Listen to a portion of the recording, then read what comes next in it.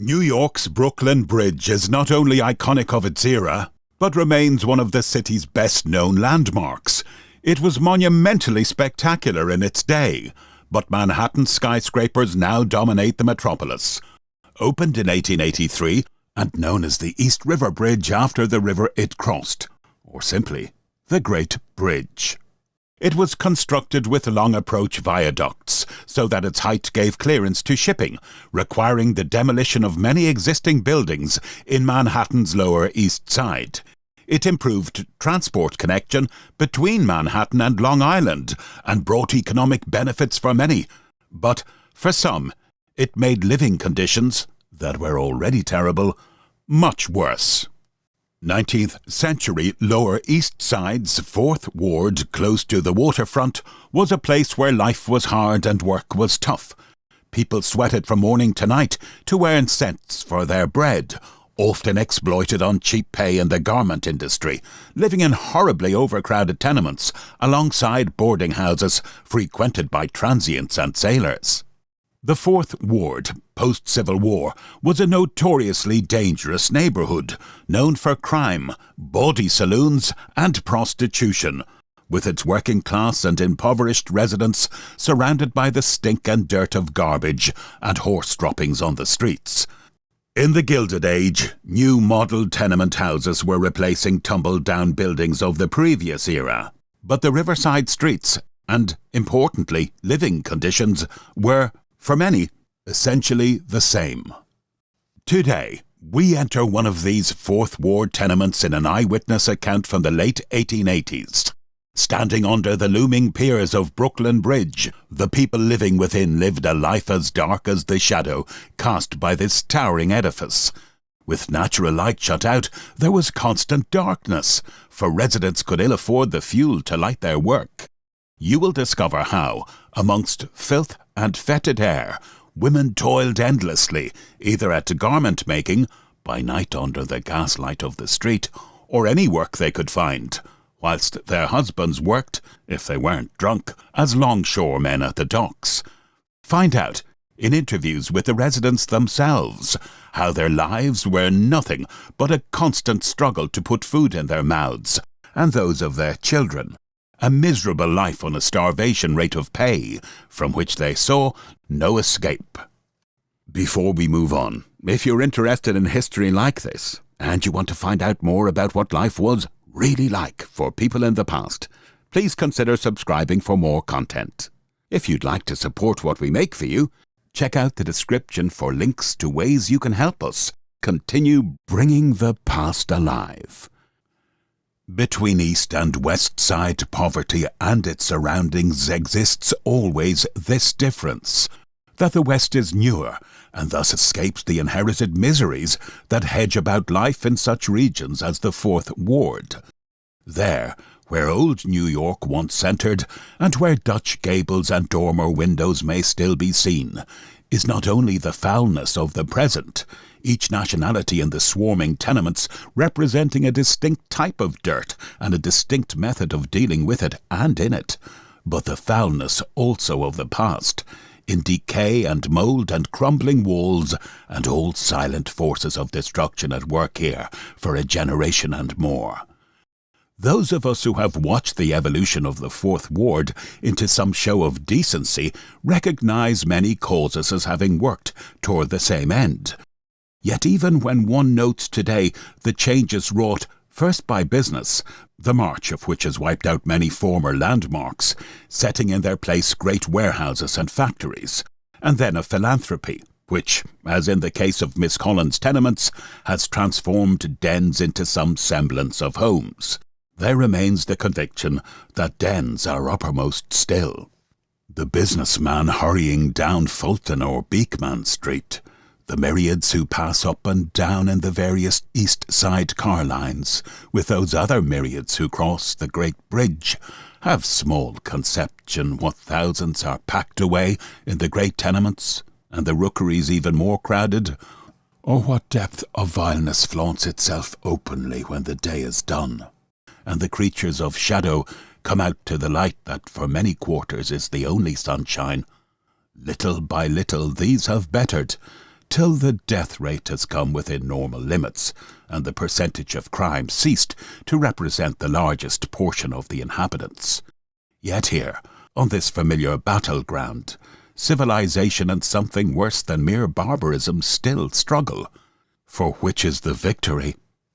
Under the great bridge, whose piers have taken the place of much that was foulest in the 4th Ward, stands a tenement house so shadowed by the structure that, save at midday, natural light barely penetrates it. The inhabitants are of all grades and all nationalities. The men are chiefly longshoremen, working intermittently on the wharves, varying this occupation by long seasons of drinking, during which every pawnable article vanishes, to be gradually redeemed or altogether lost, according to the energy with which work is resumed. The women scrub offices, peddle fruit or small office necessities, take in washing, share, many of them, in the drinking bouts, and are, as a whole, content with brutishness, only vaguely conscious of a wretchedness that, so long as it is intermittent, is no spur to reform of methods. The same roof covers many who yield to none of these temptations, but are working patiently, some of them widows with children that must be fed. A few solitary, but banding with neighbours in cloak or pantaloon making, or the many forms of slop work in the hands of sweaters.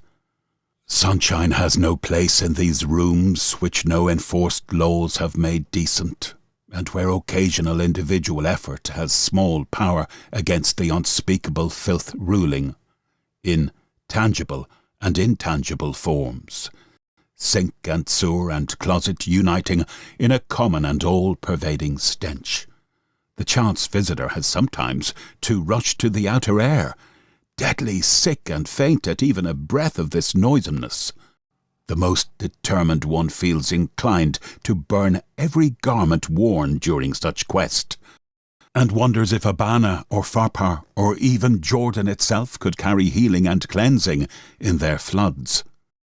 The dark halls have other uses than as receptacles for refuse or filth.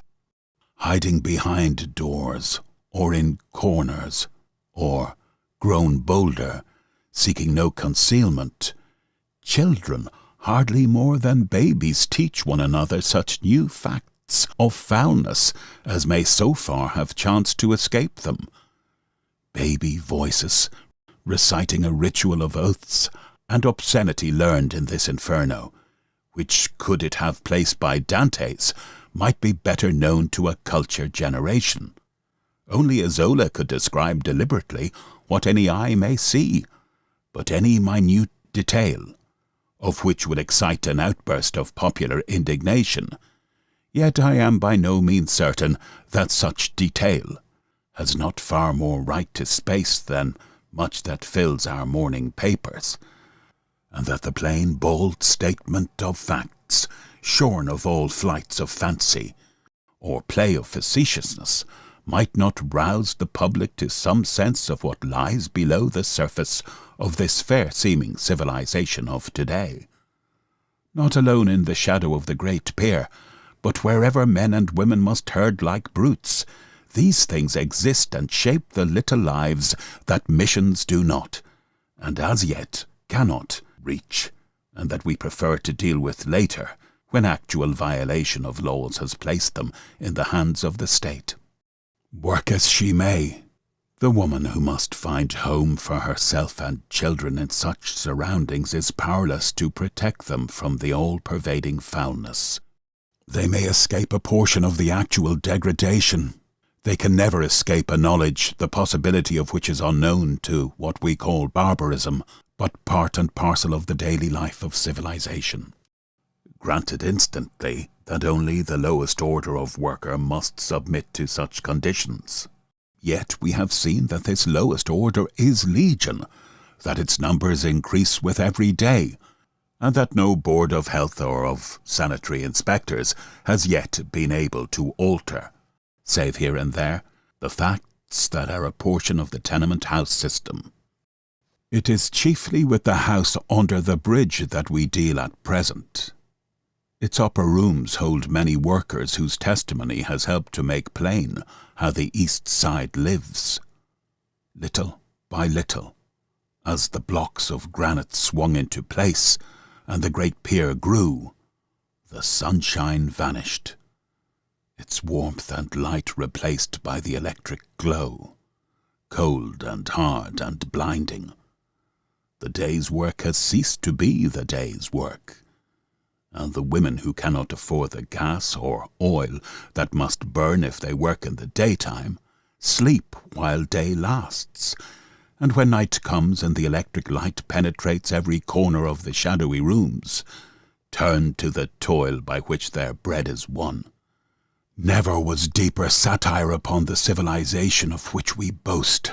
Natural law, natural living, abolished once for all, and this light that blinds but holds no cheer shining upon the mass of weary humanity, who have forgotten what sunshine may mean, and who know no joy that life was meant to hold.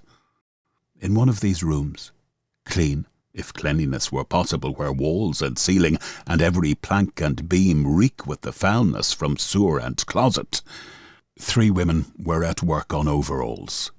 2 machines were placed directly under the windows to obtain every ray of light. The room, 10 by 12 feet, with a small one half the size opening from it, held a stove, the inevitable teapot steaming at the back, a table with cups and saucers, and a loaf of bread still uncut, and a small dresser in one corner in which a few dishes were ranged. A sickly geranium grew in an old tomato can, but save for this the room held no faintest attempt at adornment of any sort.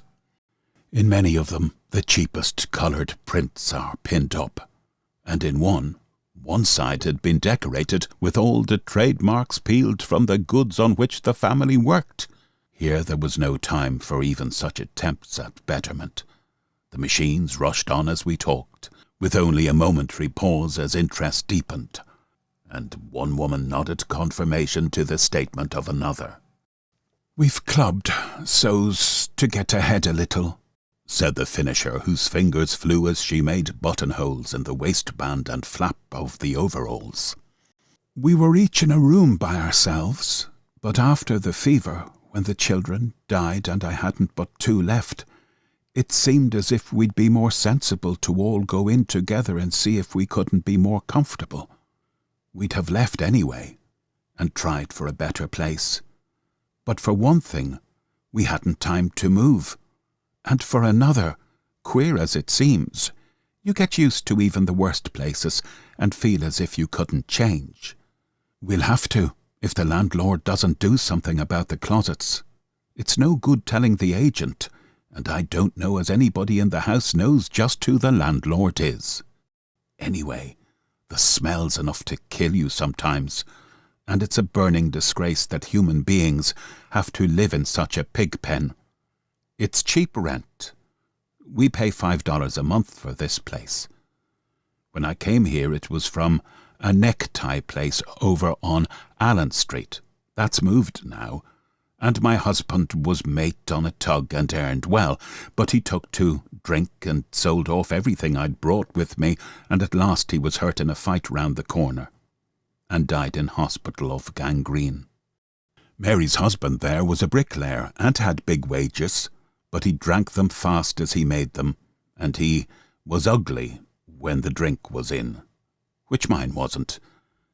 But there's hardly one in this house, man or woman, that don't take a drop to keep off the fever, and even I, that hate the sight or smell of it. I wake up in the morning with an awful kind o' goneness that seems as if a taste might help it. The tea stops that, though. Tea's the best friend we've got. We'd never stand if it wasn't for tea. Are overalls steady pay through the year? There's nothing that steady, so far as I can find out, but want and misery. Just now overalls are up. The Lord only knows why, for you never can tell what'll be up and what down. They're up, and we're making $1 a dozen on these. I have done a dozen a day, but it's generally 10. There's the long seams, and the 2 pockets, and the buckle strap and the waistband and 3 buttonholes, and the stays and the finishing. They're heavy machines too, and take the backbone right out of you before night comes. But you sleep like the dead. That's one comfort. It would be more if you didn't have to wake more than they do. When the overall rush is over, it'll be back to pants again. That's my trade. I learned it regular after I was married, when I saw Tim wasn't going to be any dependence. And I thought I'd send him to school and keep things decent, maybe. I know all about pants, the best and the worst, but it's mostly worse these days. First, the German women piled in ready to do your work for half your rates. And when they'd got well started, in comes the Italians and cuts under, till it's a wonder anybody keeps soul and body together. We don't, one of the women said, turning suddenly. I got rid of my soul long ago, such as 'twas. Who's got time to think about souls? Grinding away here 14 hours a day to turn out contract goods? 'Tain't souls that count. It's bodies that can be driven, and half-starved and driven still, till they drop in their tracks. I'm driving now to pay a doctor's bill for my 3 that went with the fever. Before that I was driving to put food in their mouths.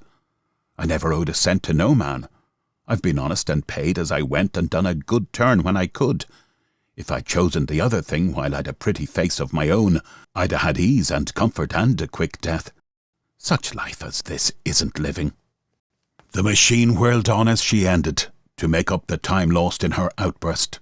The finisher shook her head as she looked at her, then poured a cup of tea and put it silently on the edge of the table where it could be reached. "She's right enough," she said, "but there's no use thinking about it. I try to sometimes, just to see if there's any way out, but there isn't. I've even said I'd take a place, but I don't know anything about housework. And who'd take one looking as I do, and not a rag that's fit to be put on? I cover up in an old waterproof when I go for work. They wouldn't give it to me if they saw my dress in rags below, and me with no time to mend it. But we're doing better than some. We've had meat twice this week, and we've kept warm. It's the cold that eats up your money. 12 cents a scuttle, and no place to keep more if ever we got ahead enough to get more at a time. It's lucky that tea's so staying. Give me plenty of tea, and the most I want generally besides is bread and a scrape of butter. It's all figured out. It's long since I've spent more than 75 cents a week for what I must eat. I've no time to cook even if I had anything, so it's lucky I haven't. I suppose there'd be plenty to eat if you once made up your mind to take a place." It was the second machine that stopped now, and the haggard woman running it faced about suddenly. "Do you know what come to my girl?" she said. "My girl that I brought up decent and that was a good girl. I said to myself a trade was no good, for it was more and more starvation wages, and I'd put her with folks that would be good to her, even if the other girls did look down on her for going into service. She was 15, and still a little thing with soft eyes and a pretty, soft way, if she did come of a drinking father. I put her with a lady that wanted a waitress and said she'd train her well.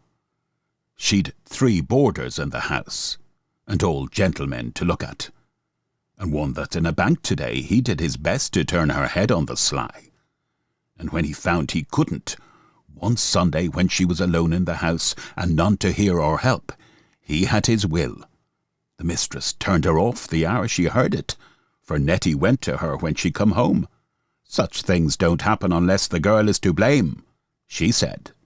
Never show your shameless face here again. Nettie came home to me, kind of dazed, and she stayed dazed till she went to hospital and a baby was born, and both taken within a week.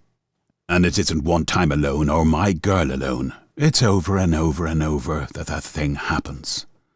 There's plenty that go to bad of their own free will, but I know plenty more with the same chance that doesn't. And there's many a mother that's been in service herself that says, whatever the mistress may know about it she can't tell, but the devil's let loose when the master or his son maybe is around, and they'll not have their girls standing what they had to stand, and then turned off without a character because they were found with the master talking to 'em. It's women that keep women down and is hard on 'em. I'll take my chances with anyone you'll bring along before I'll put myself in the power of women that calls themselves ladies and hasn't as much heart as a broomstick. And I'll warn every girl to keep to herself and learn a trade, and not run the risk she'll run if she goes out to service, letting alone the way you look down on."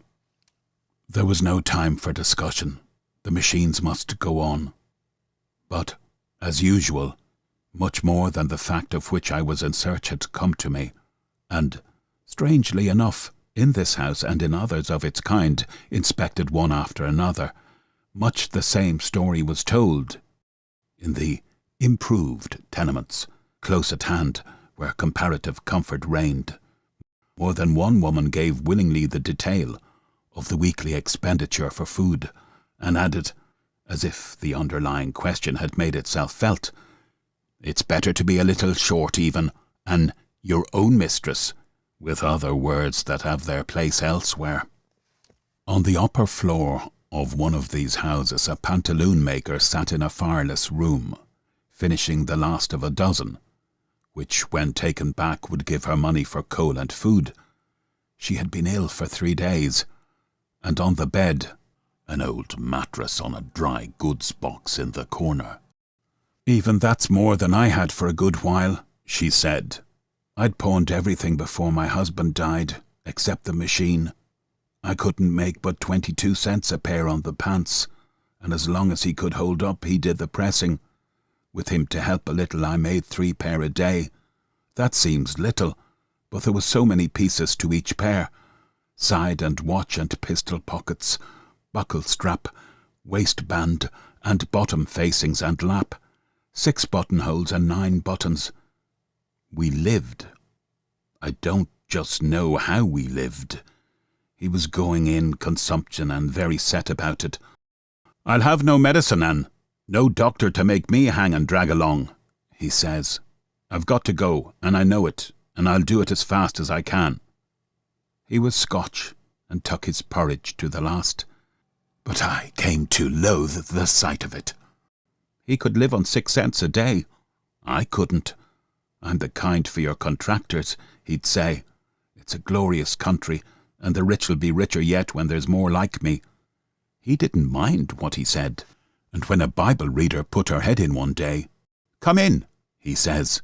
'My wife's working for a Christian contractor at 66 cents a day, and I'm what's left of another Christian's dealings with me, keeping me as a packer in a damp basement and no fire. Come in, and let's see what more Christianity has to say about it.' He scared her. His eyes were so shiny, and he most gone then. But there's many a one that doesn't go over 50 cents a week for what she'll eat. God help them that's starving us all by bits, if there is a God. But I'm doubting it. Else why don't things get better, and not always worse and worse?" For East and West, however conditions might differ, the final word was the same, and it stands as the summary of life that is lived from day to day by these workers. Never better, always worse and worse.